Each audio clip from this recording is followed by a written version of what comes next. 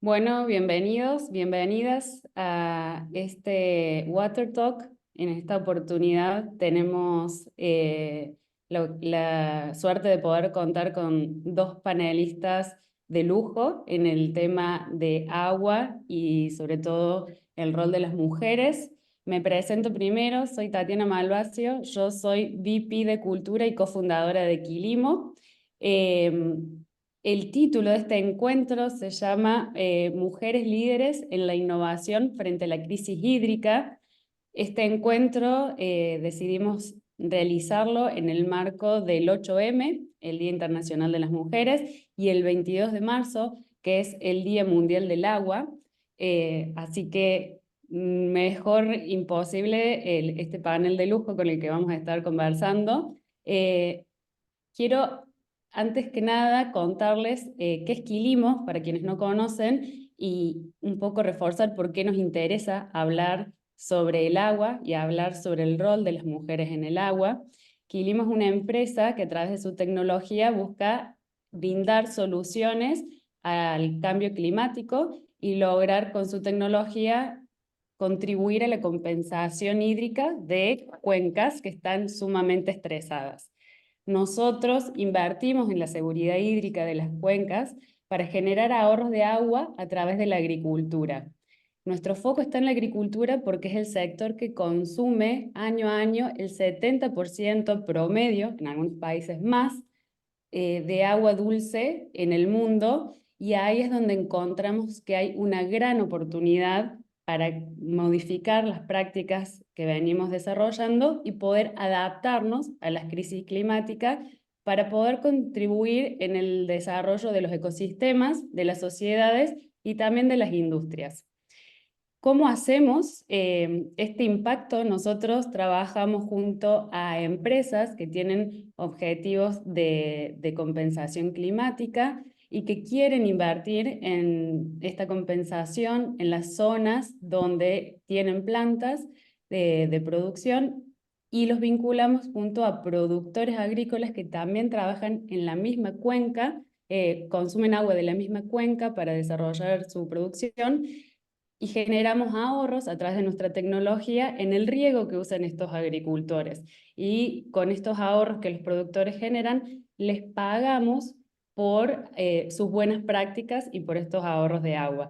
El dinero que proviene del pago de los ahorros viene de las corporaciones, y de este modo trabajamos con todos los actores para compensar el uso del agua de una misma cuenca y mejorar el desarrollo de esa cuenca en cuanto a el estado de los ecosistemas, el acceso de agua a las sociedades y también que las industrias puedan seguir operando. Por eso a nosotros nos interesa mucho poder generar conciencia y poder conversar sobre el agua, que es un tema súper sensible porque es esencial para la vida de todos los seres en este planeta. Y es un tema también que encontramos que que tiene un impacto en la equidad también respecto al rol que las mujeres ocupan y queremos aprovechar esta oportunidad para poder conversar y poner el tema sobre la mesa. Voy a introducir algunos datos como para enmarcar esta conversación y luego les doy paso a Marisa y a Ulrich para que nos cuenten y nos expliquen más sobre esta situación y compartan todo el conocimiento que ellas puedan en esta hora que tenemos. Seguramente después podremos ampliar por otros medios. Bueno, y para introducir esta temática, me gustaría citar a Marta Santa Fe Martínez, que es hidrogeóloga y consultora especialista en agua y medio ambiente. Justo en el marco del 8M hizo un posteo súper concreto que me parecía muy bueno poder compartirlo. Y ella dice, desde épocas ancestrales, las mujeres son las encargadas de gestionar el agua en sus comunidades, principalmente para las actividades cotidianas de la casa, como la cocina, el lavado de ropa y la higiene personal. En muchos países del mundo, las mujeres pueden caminar incluso 10 kilómetros diarios para llevar agua a sus familias. Esto hoy, 2024, perdón, 14 de marzo, sigue ocurriendo. Para ella, el agua es ladrona del tiempo y de la vida. No pueden trabajar, no pueden educarse y no tienen tiempo libre. Entonces, Marta dice, la igualdad de género comienza cuando a las mujeres se les proporciona el acceso al agua segura y se les garantiza un saneamiento digno. Cuando las mujeres no dependen de buscar agua, pueden cuidar de sus familias, pueden ir a la escuela y hasta pueden iniciar un negocio. Como mayor información también, según la Organización Mundial de la Salud y UNICEF, alrededor de 2.2 millones de personas en todo el mundo carecen de acceso a agua potable de manera segura, y esto afecta principalmente a las mujeres y a las niñas, que son quienes tienen que desarrollar estas caminatas diarias para para poder acceder a agua para ellas y para sus familias. Claro que esto tiene un impacto en la salud, porque tienen consecuencias significativas en la salud cuando alguna de estas mujeres o algún miembro de su familia adquiere una enfermedad por no consumir agua segura, hace que tengan que estar un largo periodo en un centro de salud y eso les impide poder ir a la escuela, poder trabajar y seguir ayudando también a sus familias en las tareas domésticas. A nivel comunitario también, y en los espacios de toma de decisiones, según la UNESCO, menos del 20% de los ministerios de agua a nivel mundial están dirigidos por mujeres. Acá Ulrich nos va a poder contar seguramente un poco más sobre esto. Y esta falta de representación puede resultar en políticas y programas que no abordan adecuadamente las necesidades y las preocupaciones de las mujeres y las niñas en la temática.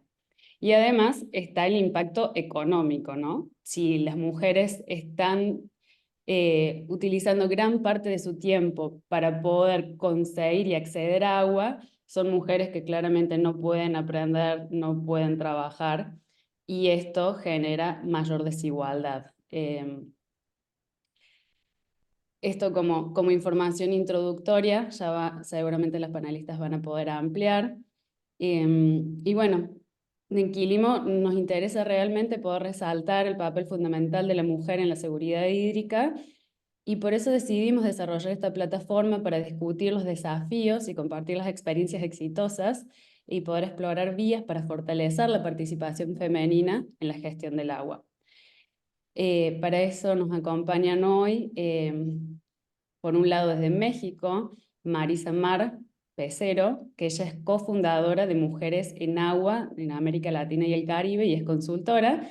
Y también nos acompaña desde Chile Ulrich Broschek, me corregís si no está bien dicho, que es directora de sustentabilidad de Fundación Chile. Así que les doy la bienvenida. Y si les parece, arrancamos con una introducción de ustedes, donde nos pueden contar cómo fue su camino recorrido para llegar a ser líderes en el tema de agua y de sustentabilidad, y a partir de ahí también si nos pueden contar qué realizan las organizaciones las cuales forman parte hoy. No sé si quiere, Ulrich, ¿quieres empezar?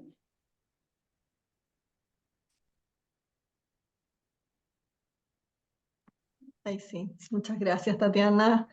Un gusto saludarlos a todos, saludar a la audiencia, a todas las personas que se han sumado.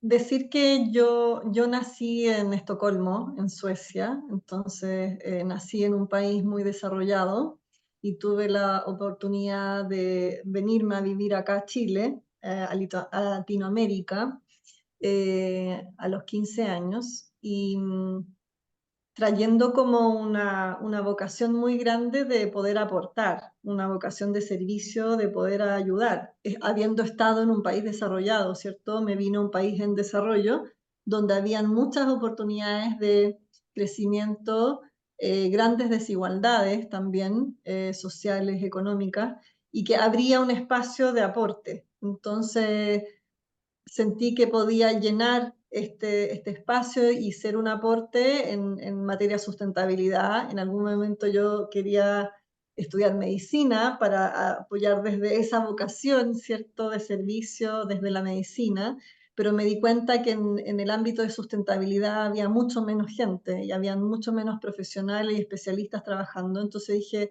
creo que puedo aportar quizás más en este ámbito.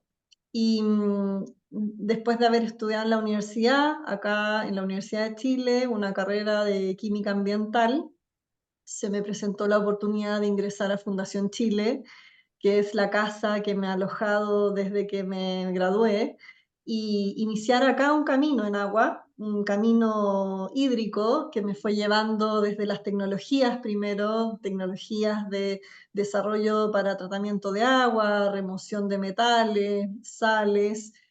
Yo trabajaba en el laboratorio como analista, fui desarrollando distintas tecnologías. em, Se me fueron abriendo puertas y desafíos nuevos.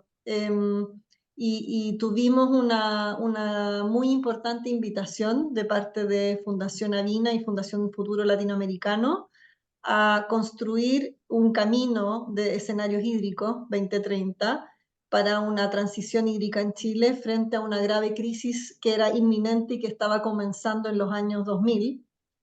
Partimos en el año, esta mega sequía, digamos, partimos en el año 2016 en un trabajo conjunto y multisectorial, y desde entonces, para cerrar como esta introducción, me fui apasionando cada vez más por este tema que es muy fascinante y que llena muchos espacios de oportunidad de desarrollo, y porque el agua es transversal y es vida, y entonces es un tema muy apasionante que tiene mucho por hacer y mucho por desarrollar, y hemos buscado avanzar desde ese ámbito. Excelente, gracias Ulrich por compartir tu experiencia. Marisa. Muchas gracias, pues igual, muchísimas gracias por la invitación y por supuesto que además es un lujo compartir con ustedes, gracias a los que nos dan el favor también de su atención. En mi caso, bueno, yo empecé a trabajar en la Comisión Nacional del Agua en México, hace ya, bueno, en aquel momento, digamos, ya hace varios años. Y primero llevaba yo cuestiones de comunicación, entonces de entrada pues es interesante lo que dice Ulrike porque ella, digamos, se ha incorporado desde una perspectiva como científica, digamos, y en mi caso ha sido definitivamente más social, ¿no? Después de llevar cuestiones de comunicación o estar ahí en eso, llegué al programa Cultura del Agua, pero este programa Cultura del Agua estaba muy enfocado solamente a la parte doméstica del ciclo urbano del agua. Entonces, desde aquel tiempo, digo, yo me daba cuenta que era necesario fortalecer, dado que el mayor uso es en la agricultura, pues me daba cuenta, sabía, creía que teníamos que fortalecer el trabajo también en ese subsector, digamos, ¿no? Después, bueno, pues también ahí tuve la oportunidad de estar relación con los programas de agua y educación para las Américas y el Caribe. Entonces, esto lo que hace es que a mí me permite conocer un poco cómo se trabaja a nivel de toda la región, en particularidades de los países. Luego, pues en Conagua se trabaja a nivel pues, nacional con los estados, con los municipios, pero también por cuenca. Entonces, eso pues también me da esa fortuna, ¿no? De poder, de conocer y de poder trabajar en los diferentes niveles de la propia gestión hídrica. Yo, digamos que una vez también yo que salí de Conagua y que en aquel momento no era como tan consciente de mi condición de género, ya una vez, digamos, afuera, perdón, yo lo que buscaba era fortalecer mis propias habilidades y así fue como llegué a un conversatorio a lo mejor de este tipo para escuchar también a mujeres que iban a hablar de sus experiencias y a raíz de eso me junté, digamos, en una comunidad de mujeres en agua de otros países, pero en ese intercambio encontramos también latinas, mujeres latinoamericanas, que también además nos une pues el idioma. Entonces, a raíz de eso, empezamos a trabajar, a identificar posibilidades de incidencia. Y bueno, si quieren, lo dejo ahí, porque bueno, después el camino ha sido como muy intenso, pero bueno, así es como llego específicamente al tema de mujer. Gracias, Marisa. Y contanos, ¿cómo se está dando hoy la construcción y la defensa de los espacios donde las mujeres pueden participar en la agenda de seguridad hídrica a nivel global? Vos estás muy metida en este tema y creo que nos podés dar un panorama de cómo está hoy la situación. Bueno, primero que nada, digo, ya reconociendo que yo realmente soy como reciente, ¿no? O sea, yo tendré 2, 3 años trabajando como en estos niveles con la parte más de sociedad civil y de organizaciones. A raíz de este intercambio que les platico, venía la conferencia del agua, que es la primera en 40 años en ser organizada por la ONU.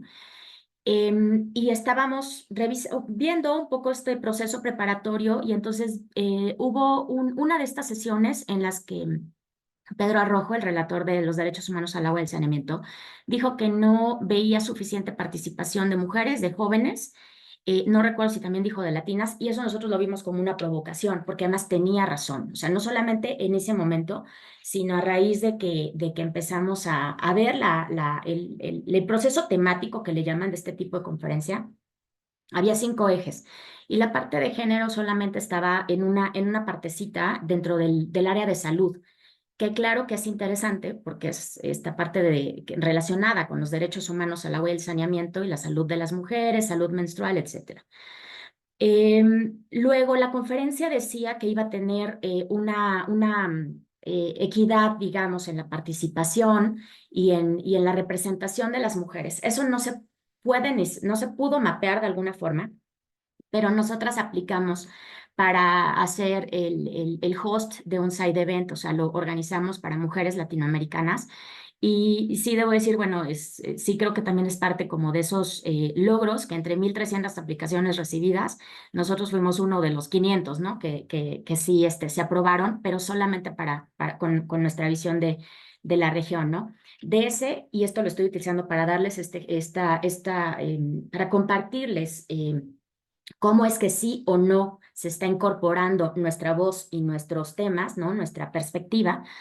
En un balance que también yo hice al final, solamente el 5% de todos los eventos que se llevaron a cabo, de todos los eventos paralelos que se llevaron a cabo, solamente el 5% tenía que ver con cuestiones de género. Esa es una. Y la otra es, solamente el 9% de todos estos eventos eran coorganizados o co-convocados por organizaciones de mujeres. Entonces, eso yo creo que ya de entrada nos da una idea tú me puedes decir que tienes esta perspectiva, pero si no me estás dando voz, pues también está difícil, ¿no? Como poner un ejemplo, la Semana del Agua de Estocolmo sí tiene un estándar de participación.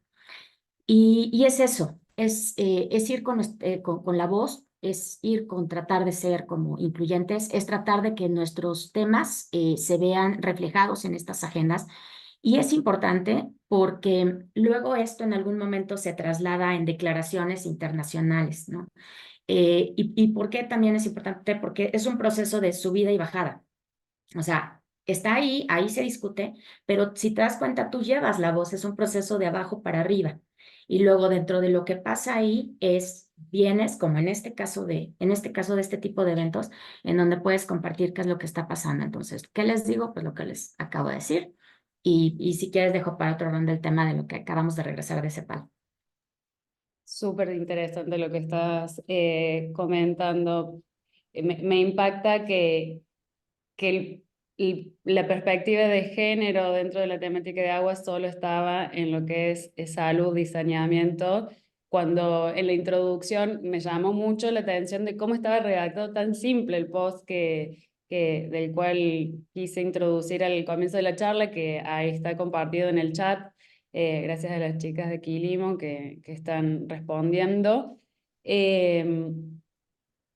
Cómo afecta en todos los aspectos del desarrollo de la vida y de la persona de las mujeres, ¿no? No solamente la salud, que la salud sí, obviamente, es lo básico, pero luego para el estudio, para el desarrollo de un negocio, para poder mantener una familia, para poder eh, desarrollarse también, incluso hasta a nivel de pasatiempos, o sea, ni siquiera está puesto eso sobre la mesa, ¿no? La parte de ocio. Estamos hablando de que no tenemos posibilidades básicas inicialmente. Y estaba leyendo el chat también, y gracias Edgar por sumarte. La verdad que uno de los temas que conversábamos antes del webinar con el equipo es cuántos hombres había inscriptos, ¿no? Porque pasa también mucho que cuando uno habla de temas de mujeres o con mujeres principalmente, pareciera que fueran solo para mujeres. Y en realidad, claro que no es así, ¿no? Es para toda la sociedad. Así que le agradezco a Edgar y a todos los hombres que veo que están participando de este webinar. Es súper importante poder construir en conjunto esto porque las mujeres y los hombres somos miembros de esta sociedad y los derechos y las posibilidades al final benefician a todos. Y para avanzar con la conversación, Ulrich, me gustaría que me cuentes o que nos cuentes a todos, vos cómo ves el tema de la integración de las mujeres y el posicionamiento en las decisiones y en la inclusión de la agenda en Chile, que es el lugar donde vos conocés mejor sobre los temas de género y agua. Sí, a ver, yo creo que ha existido como un esfuerzo importante en esta dirección y hay un ejemplo muy claro de que nosotros tenemos hoy día en el tema del agua dos ministras, mujeres, en los ministerios más relacionados, ¿no? Que es el Ministerio de Obras Públicas y en el Ministerio de Medio Ambiente. Entonces, eso es una señal clara de esfuerzo en esa dirección, ¿no? De integrar a las mujeres también en esos ámbitos. Entonces,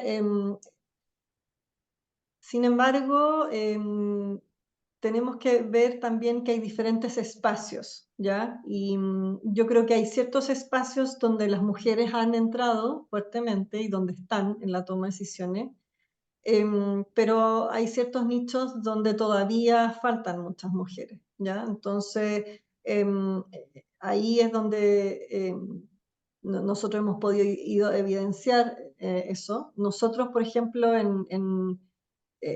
trabajamos en este tema, hay muchas mujeres. Naturalmente, por ejemplo, en nuestra fundación, hemos constatado durante el tiempo de que somos mayoría mujeres, ¿ya? Y yo creo que eso tiene que ver con que, en general, los temas de sustentabilidad, las mujeres tienen una sensibilidad importante en los temas no solamente, digamos, económicos, los más tradicionales, sino que también en los aspectos sociales y también ambientales. Y eso tiene que ver mucho también con la labor de sustento, la labor de sustento del entorno, ¿cierto? De nuestros recursos naturales, cómo dependemos de eso para tener un bienestar, y también, por supuesto, la crianza. Entonces, la sensibilidad de las mujeres en el tema en general de sustentabilidad es elevado, ¿ya?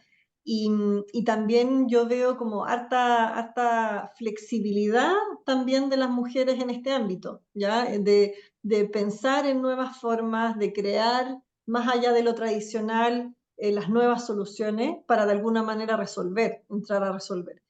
Y entonces ahí encuentro bien interesante cómo se va dando la participación de las mujeres y cómo nosotros, por ejemplo, desde Fundación Chile, que tratamos de ir desarrollando puntos de inflexión y cambios para una mejora en la seguridad hídrica, para una transición hídrica realmente a nivel país, las mujeres son muy abiertas a co-construir un nuevo futuro, ¿ya? Y a veces es más difícil con las miradas tradicionales, quizás más históricas, digamos, que han llevado la toma de decisiones, donde normalmente hay más hombres de hacer esos cambios. Obviamente que hay muchos hombres que están también en este proceso, y yo tengo que rescatar, yo trabajo con muchos hombres que también están muy integrados en estos trabajos y buscando las fórmulas para nuevas miradas y salir en el fondo, generar puntos de inflexión para cambiar los rumbos hacia la seguridad hídrica. Pero es interesante relevar la sensibilidad de la mujer y la apertura para co-construir. Y ahí creo que también la irrupción de las mujeres en los espacios de toma de decisiones vienen sin la necesidad de defender algo anterior, porque en el fondo están entrando en este espacio a comenzar a construir, ¿ya? Y entonces es una apertura de construir en conjunto lo que están desarrollando y no una defensa de lo anterior, no una defensa de la mirada anterior tradicional que de alguna manera va poniendo ciertas barreras o más dificultades al menos a avanzar. Entonces, eso lo encuentro bien interesante. Y decir que a mí me pasó en particular cuando entramos a trabajar en gobernanza, ya derechamente en gobernanza para el diseño de esquemas de gobernanza en Chile, que en el fondo a nivel de cuencas no tenemos, ya no tenemos todavía organismos de cuenca en Chile. Tenemos organizaciones de usuarios, ¿cierto? Tenemos 56 ministerios con atribuciones en este tema, no tenemos una autoridad única, central, ¿cierto? Dando los lineamientos. Cuando entramos entonces de lleno al diseño de los organismos de cuenca para Chile, yo me encontré muy sola en el equipo mío. O sea, de repente habían muchos hombres y me di cuenta justo ahí de que había una ausencia de mujeres. Y nosotros empezamos después también a invitar desde el equipo a un grupo promotor que le llamamos, ¿ya? Para la cuenca del Maipo en particular. Construir con un grupo promotor que era representativo del territorio del Maipo un diseño de estos organismos. Y empezamos a invitar con una serie de criterios de representatividad territorial, representatividad sectorial, y empezaron a nombrar a hombres y llegar a muchos hombres. Y cuando vimos un recuento inicial nos dimos cuenta que prácticamente no habían mujeres. O sea, la designación de los representados por parte de las distintas organizaciones en general eran hombres. Y tuvimos que como que intencionar el buscar que fueran también mujeres. Y yo le decía, oye, acá no puede ser que no tengamos mujeres en este espacio de diseño y de construcción de lo que va a ser las organizaciones, digamos, por cuenca en Chile, a nivel del Maipo, ¿no? Y ahí me di cuenta que, y el equipo me respondió que efectivamente en este ámbito, por ejemplo, de toma de decisiones de gobernanza, de gestión, ya a nivel más quizás de como política pública, ya sea regional o nacional, había una ausencia de mujeres. Entonces ahí constatamos un poco también eso. Entonces, creo que en espacios de trabajo territorial están mucho más fuertes las mujeres, mucho más presentes. Y hemos estado haciendo, como digo, este esfuerzo a nivel ministerial de poder tener mujeres, y en eso yo valoro también, digamos, la intención y la búsqueda, ¿cierto?, el objetivo del presidente en el fondo de intencionar más eso. Pero en el espacio de toma de decisiones creo que tenemos que seguir trabajando la participación de la mujer. Coincido plenamente, sí, Marisa. Sí, de hecho, yo quisiera ligar lo que acaba de decir Ulrike como con dos cuestiones. Una, justo este reconocimiento de cómo estamos tratando de incidir desde los diferentes espacios que tenemos las diferentes organizaciones relacionadas con la gobernanza hídrica, porque es un ámbito muy, muy amplio en el que todos pueden tener una voz. Pero aquí en particular es justo en los organismos y en los ministerios relacionados con el agua, que ya ambas mencionaron como datos a ese respecto. Luego, la parte de prestadores de servicios de agua y saneamiento, ¿no? Que son los que ayudan a cumplir con esta parte doméstica y de derechos humanos al agua y saneamiento. Pero luego está este mismo sector o subsector en donde estás tú, Tati, que es la parte de agricultura. O sea, el tema de organizaciones, tanto de las mujeres que están en el campo, digamos, pero que ahí, por ejemplo, solamente menos del 31% de mujeres son titulares de tierras agrícolas. Y entonces todo lo que ello implica al final en la incidencia para poder lograr una transformación dentro de este gran uso, digamos, que es el que pues más utiliza agua a nivel internacional, digamos, ¿no? Entonces, dejo esa idea, pero también está este carácter que ya decíamos de nosotras como profesionales, pero que también hay sectores, otra vez, perdón, grupos tradicionalmente más masculinizados. Como tal, el sector del agua, la ingeniería lo es. Por el otro lado está los propios de agronomía, y entonces ahí hay como unos retos muy importantes.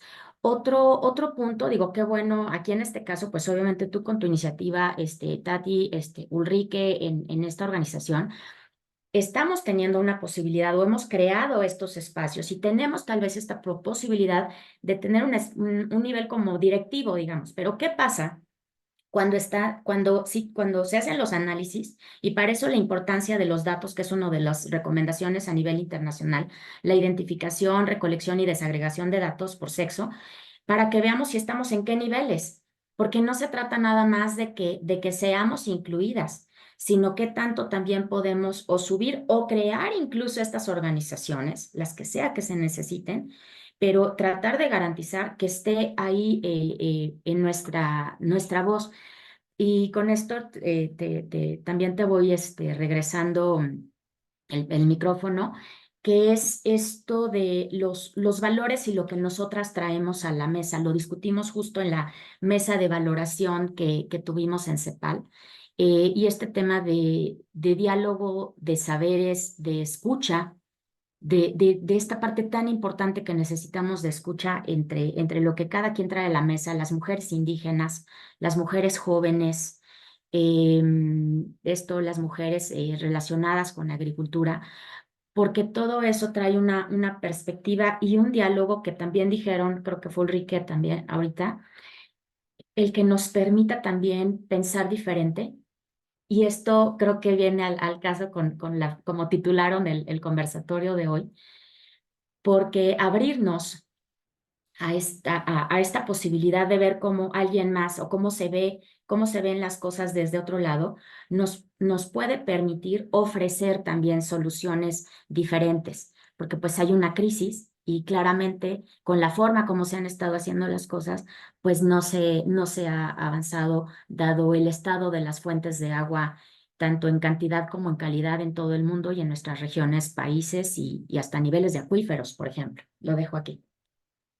Ahí, Tatiana, Sí. perdón, yo quería como sumar ahí una idea, y es que es muy interesante, creo yo, lo que plantea Marisa del aceptar como distintas visiones y distintos modelos de desarrollo, ¿no? Entonces, en Chile pasa que la ruralidad con la crisis hídrica se va perdiendo y se va generando la migración muy, muy preocupante campo-ciudad por la falta de oportunidad, para la falta de sustento.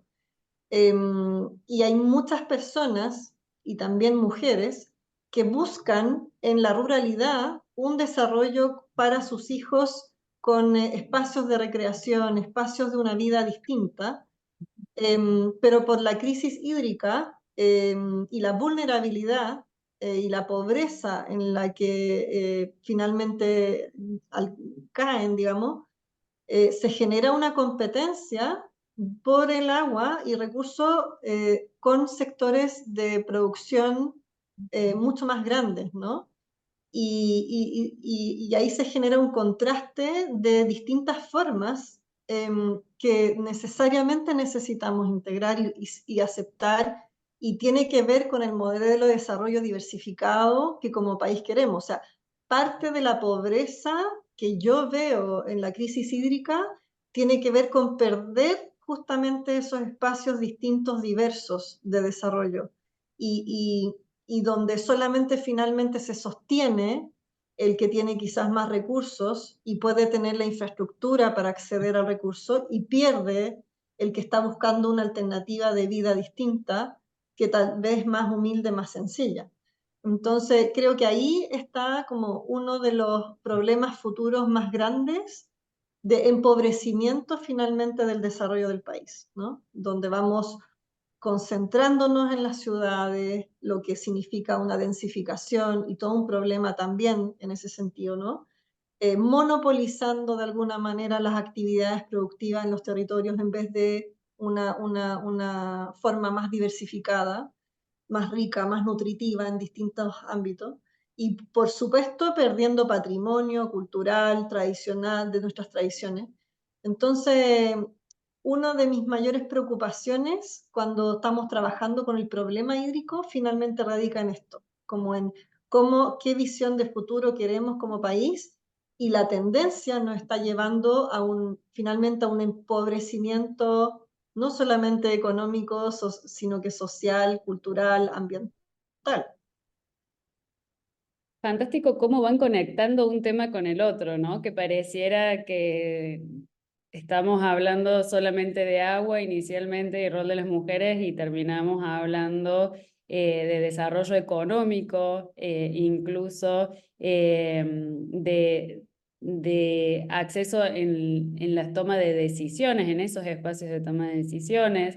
Hablaron también en estos minutos de la promoción, de cómo logramos que haya más mujeres en estos espacios. Y bueno, y por eso yo les agradezco muchísimo por estar acá y haber destinado una hora de su agenda súper apretada, porque creo que también si hay más mujeres visibles que son referentes en estas temáticas, es también un modelo o también es un mensaje para incluso niñas y adolescentes que están buscando entender qué hacer dentro de la sociedad, por dónde desarrollarse, en qué temas interesarse, que los temas duros y las ingenierías, geología, y el tema de agua, que es un tema donde ustedes mencionaban, ¿no? La agricultura son principalmente espacios masculinizados, las mujeres también pueden desarrollar su carrera profesional, generar a la vez transformaciones en la sociedad que son sumamente necesarias para poder adaptarnos al cambio climático. Pero para avanzar, porque una de las promesas de los temas que íbamos a compartir hoy es las buenas prácticas, ¿no? Y qué buenas experiencias podamos resaltar también para seguir compartiendo esto, inspirando a más personas a que tomen este camino, que se sumen a las iniciativas existentes. Y quisiera preguntarte, Marisa, ¿cuáles consideras o si querés compartir alguna experiencia que vos creas que es un ejemplo a nivel LATAM o que vienen desarrollando las cosas muy bien, que nos pueda mostrar cómo agua y mujeres está generando un impacto y una transformación?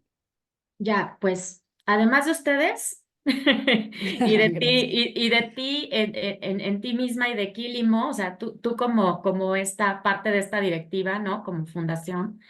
Y otra vez, porque en realidad es poco, o sea, es poco, son pocas las que todavía estamos viendo en este sector de la agricultura, ¿no? Entonces, bueno, Y lo voy a ligar con dos cuestiones que decían ambas. El lema del día, el enfoque del Día Internacional de la Mujer de este año es financiar los derechos de las mujeres para acelerar la igualdad. Y va de la mano con la parte de pobreza que decía Ulrike y de pérdida justo de todo, de territorio, de que tienes que ser de que eres desplazado porque antes vivías en una parte de la cuenca y tuviste que irte de ahí porque ya no había forma de que te de que te quedaras. O la gente que necesita oportunidades económicas y migra a otro país, que además es un problema grave en toda nuestra región, ¿cierto? Entonces, ahorita que dices, hay uno que me encanta, que está haciendo WWF con otra organización, no me acuerdo ahorita, pero bueno, es en los valles centrales de Oaxaca, en la cuenca de Copalita acá, en el que efectivamente se invierta con esta visión de cuenca y empiezan a trabajar con ellas en identificar qué cultivos se pueden hacer en estas regiones y que ellas también se dan cuenta, pero estoy segura que esto se repite actualmente en otros lugares, ¿no? Entonces, en qué se puede invertir que no sea un cultivo tan invasivo y que utilice tanta agua de pronto? Y que contribuya a la economía local, y esto tiene que ver con los que conocemos todas nosotras como los arreglos por el agua entre la gente o las poblaciones de cuencas altas, de la parte alta con las partes bajas, ¿no? Entonces, está, por ejemplo, esa que además es este tipo de iniciativas que, insisto, sé que se están haciendo mucho en la región y también incorporando cuestiones de soluciones basadas en la naturaleza porque incorporan a la población. O, por ejemplo, hay una compañera Blanca, Blanca que está acá, que ella se incorporó en principio a hacer monitoreo de las fuentes, de la calidad de las fuentes de agua. Luego se fue a estudiar y luego regresó a su comunidad a fundar una asociación que es la que se encarga ahorita de traer a más mujeres para que ellas puedan ser parte de cooperativas, de huertos, de cultivos, etcétera. Entonces, yo creo que ustedes tienen también como mejores ejemplos por ahí.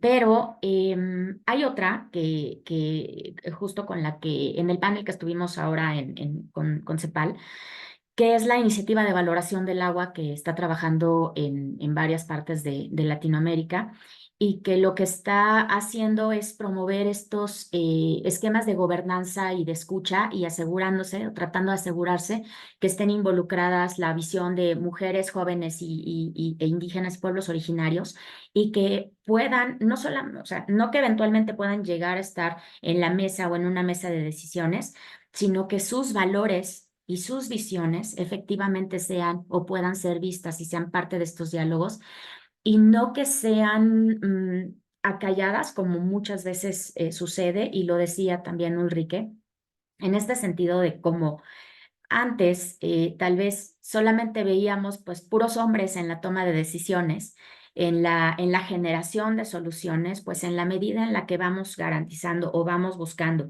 que estos procesos de gobernanza realmente las incluyan, entonces, y podamos ver su cosmovisión y de pronto por qué es tan importante que no solamente no se muevan tal vez del lugar, que haya un respeto a los lugares sagrados, y que además nosotros lo incorporemos, ¿no? En todo este intercambio.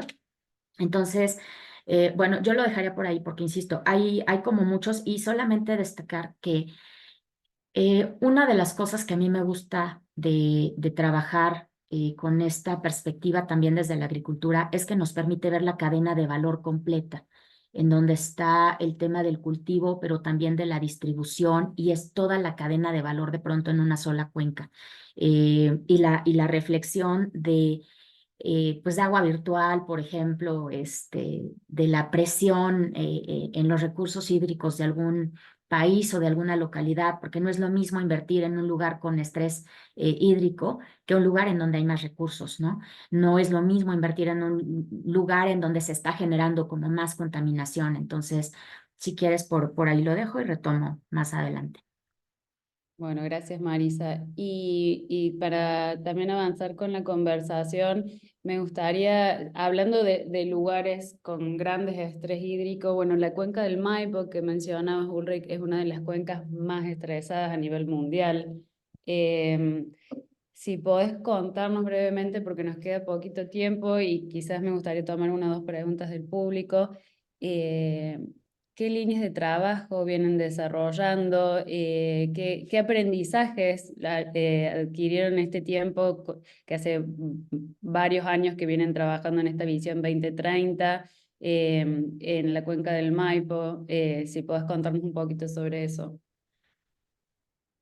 Sí, hay harto aprendizaje, hemos tenido que emprendimos un camino con muchas preguntas, ¿no? Con muchas dudas y que tuvimos que ir generando distintas herramientas para poder ir resolviendo y nos encontramos con hartos paradigmas, ¿no? Y como con hartas cosas que no nos esperábamos en los resultados, Em, como por ejemplo que claro, tenemos una sobreasignación, por ejemplo, de derechos de aprovechamiento de agua, entregados a perpetuidad en su momento, lo que significa que estamos en un proceso de sobreexplotación de acuíferos que son invisibles, que son reservas. Nosotros no hemos alcanzado, y por ahí recogiendo una pregunta de la audiencia el día cero, porque se ha hablado en Chile, hemos estado al borde del racionamiento en algunas ciudades, como por ejemplo Santiago en la cuenca del Maipo. Sin embargo, hemos logrado gestionarlo haciendo transacciones de agua con la agricultura y también proliferando la extracción de aguas subterráneas, que son nuestras reservas. Pero eso es muy preocupante porque hemos estado sacando mucha agua y más de la que estamos alimentando, entonces una reserva que se va a agotar. Y cuando nosotros lleguemos a agotar nuestras reservas, que son nuestras aguas subterráneas, eso va a ser, yo digo, el real día cero, porque no vamos a tener alternativa, ¿ya? Ahora, eso es como un panorama muy dramático y qué es lo que probablemente en nuestro tendencial va a ocurrir es que nosotros en Chile estamos terminando por desalar. O sea, estamos en Copiapó nos pasó que la ciudad no que se quedó sin agua, pusimos una desaladora. Ahora estamos en la región de Coquimbo, sumamente complicados, ya no de ahora, de varios años que venimos arrastrando una situación muy, muy severa en pleno proceso del Niño el año pasado, no tuvimos lluvia en Coquimbo y estamos ahora hablando de la entrada de una desaladora. Es probable que si seguimos en ese camino, cada ciudad de Chile va a tener que tener una desaladora para poder asegurar el consumo humano. Pero yo digo que tenemos que hacer una reflexión muy profunda de por qué llegamos a ese punto y por qué no lo pudimos gestionar antes. Entonces, el panorama y el escenario que yo me imagino, digamos, a futuro, y de ahí viene también la sensibilidad en el tema de la sustentabilidad y lo ambiental, y nuestro bienestar, es que nosotros podríamos transformarnos en una industria de producción de agua desalada para las ciudades, a la vez que vamos empobreciendo nuestro país en cuanto a su actividad productiva diversificada, la vida en la ruralidad, y por supuesto nadie va a regar nuestros ecosistemas con agua desalada, por lo tanto nuestros ecosistemas podrían seguir desertificándose y terminando por morir, que es lo que está pasando. Entonces el panorama, digamos, tiene que decir, ok, tal vez no vamos a alcanzar ese día cero porque vamos a gestionarlo y vamos a, por último, desalar agua del océano, pero ¿qué pasa con lo otro? Que nos da bienestar, que nos tiene a nosotros con una geografía maravillosa en Chile, que disfrutamos y que podríamos perder. ¿Qué significa eso? ¿Qué significa eso en términos de desarrollo? Y esa reflexión creo que tenemos que hacer y por eso pensar en qué tenemos que hacer antes de llegar al punto de la reacción. Solo para terminar la idea, quiero sumar la necesidad de una mirada sistémica, ¿ya? Y de que las soluciones tienen que ser no solo desde la colaboración, por supuesto, sino que desde lo territorial y no desde lo sectorial. Entonces, tal vez el sector sanitario vamos a resolver el problema del consumo humano con las desaladoras. Pero como yo digo, ¿qué pasa con el resto del desarrollo y los otros sectores? ¿Qué pasa con la producción de alimentos que necesitamos? ¿Qué pasa con las industrias, etcétera? ¿Qué pasa con lo ambiental, con nuestro bienestar? Entonces, la mirada tiene que ser mucho más sistémica y en las soluciones está lo sistémico. Porque En el agua potable rural, por ejemplo, en las comunidades rurales, nosotros hemos estado quizás financiando obras para sostener a una comunidad, para mejorarle la infraestructura.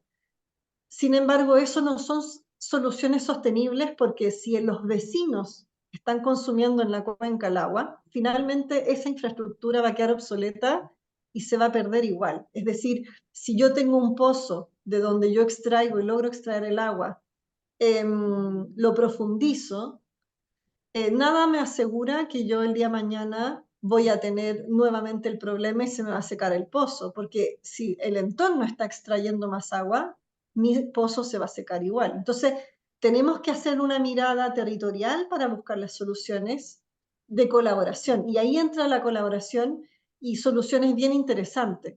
Por ejemplo, cómo la agricultura y la pequeña agricultura o la mediana agricultura comienza a recargar agua, por ejemplo, en sus suelos, beneficiando también a las comunidades rurales y generando un trabajo eh, colaborativo entre sectores, ¿no? Cómo la eficiencia de la agricultura, el uso más eficiente, la tecnificación, genera ahorros de agua que pueden beneficiar al entorno. Entonces necesitamos como abrir esa mirada y ahí surgen las soluciones sostenibles. ¿Ya? Y creo que esa es como la fórmula por la que tenemos que avanzar y en ese camino estamos nosotros. Nosotros estamos desde la Fundación Chile, Escenarios Hídricos 2030, proponiendo soluciones colaborativas con mirada territorial y finalmente llegamos a la cuenca con un sustento para la cuenca y avanzando desde la mirada sectorial, ¿cierto? Individual, a la mirada sistémica con estos trabajos conjuntos y soluciones conjuntos. Y creo que esa es la forma que nos va a llevar a las soluciones más sustentables. Totalmente. El problema hídrico es un problema que se tiene que resolver entre todos los sectores juntos y no hay un solo actor que va a poder desarrollarlo. Así que bueno, muchos éxitos también para los objetivos y lo que continúa. Eh, Nos queda muy poquito tiempo. Tomo una sola pregunta del público para después poder avanzar con un cierre. Eh, para cualquiera de las dos, Patricia pregunta, ¿qué recomendaciones pueden compartirnos para empezar a trabajar sobre proyectos que integren género y agua dentro de las empresas para dar los primeros pasos? ¿Algunas ideas breves? Yo, de hecho, era mi primera, era una de mis recomendaciones. Muchísimas gracias por esa pregunta. Promover la cultura de igualdad e inclusión dentro de las propias organizaciones.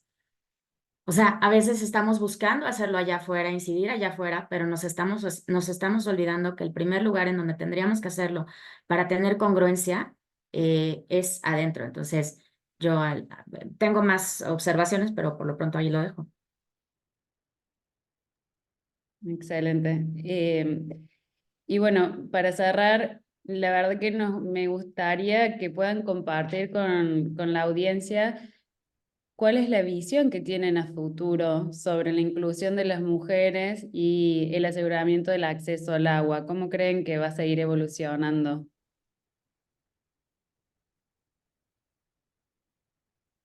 Cualquiera de las dos que quiera arrancar, me gustaría escuchar la perspectiva de ambas. Eh, Muy rápido. Yo creo que mientras cada quien tengamos claro qué es lo que podemos aportar justo y traer a la mesa y desde dónde o en qué espacios es más eficiente nuestra contribución. Como ya lo dijo Ulrike, yo venía con esta visión, pero me tocó irme sobre o incidir en este otro ámbito. Y les digo también porque en la región hay 12, solamente 21 de 33 países de la región tienen políticas explícitas de agua y género. Entonces, por ejemplo, de esto que preguntas a ti, a mí que me encanta el tema de políticas públicas, sé que debe de estar el tema en estas políticas y donde no haya, tenemos que incluirlo.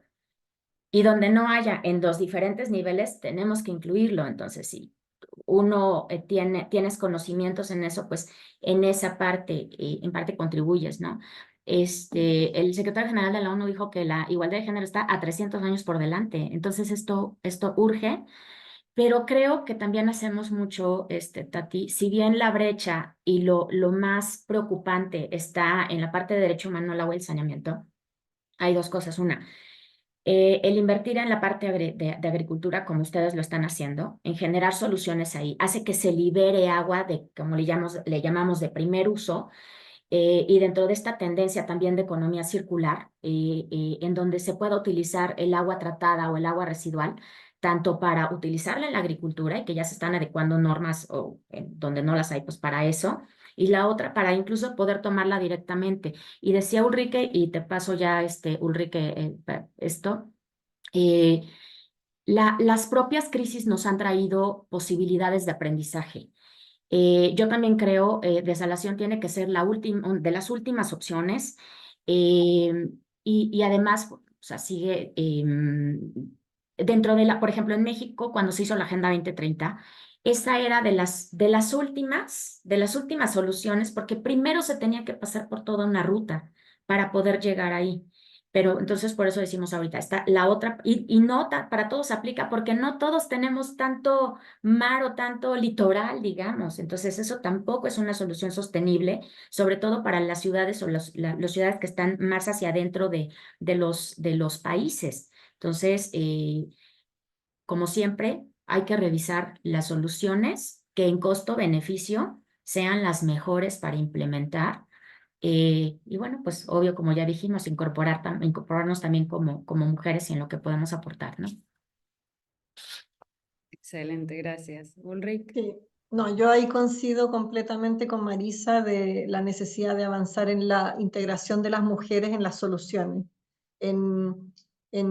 que ya han estado trabajando en soluciones, pero me refiero más a soluciones territoriales, donde está como la toma de decisiones de la gobernanza y la gestión territorial, ¿no? Y que las mujeres ocupan un espacio muy grande ahí porque su visión multisistémica, compleja, de multivariable y la sensibilidad particular por lo social, por lo ambiental y lo económico para el sustento, pero también del futuro, para las futuras generaciones de nuestros hijos, de los que vienen, digamos, junto con esta flexibilidad que tiene la mujer para crear cosas nuevas, porque viene como incorporando ese mundo quizás más de toma de decisiones. Todo eso son atributos que van a sumar, como decía Marisa, a encontrar en cada territorio que nos habla de las vocaciones de desarrollo y productivas culturales, cuáles son las soluciones más costo eficientes. Entonces, creo que frente a la crisis hídrica que tenemos y que Chile es muy, muy grave la situación, nosotros estamos dentro de los 25 países del mundo que va a tener mayor escasez a nivel mundial,